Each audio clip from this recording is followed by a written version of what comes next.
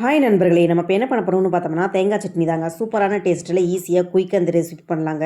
சூப்பரா டேஸ்ட்டா இருக்குங்க. வாங்க இப்போ நம்ம தேங்காய் சட்னி பண்ணலாம். இப்போ ஒரு ஜார்ல வந்துட்டு நம்ம ஒரு மூடி அளவு தேங்காய் துருவல் எடுத்துக்கிறேங்க.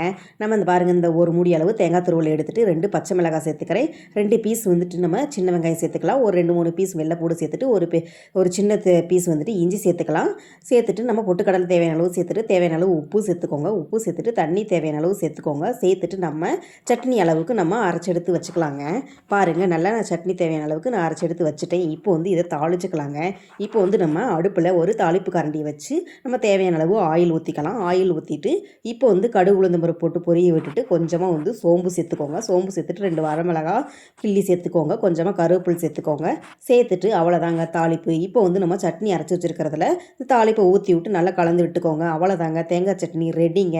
சூப்பராக டேஸ்ட்டாக ஈஸியாக இருக்குங்க இந்த சட்னி. நீங்கள் வீட்டில் இது மாதிரி ட்ரை பண்ணி பாருங்கள். டேஸ்ட்டு சூப்பராக உண்மையாலுமே சூப்பராக இருக்கும். இட்லி, தோசை, சப்பாத்தி எல்லாத்துக்கும் காம்பினேஷனாக வச்சு சாப்பிட்டு பாருங்கள். டேஸ்ட்டு சூப்பராக இருக்கும்.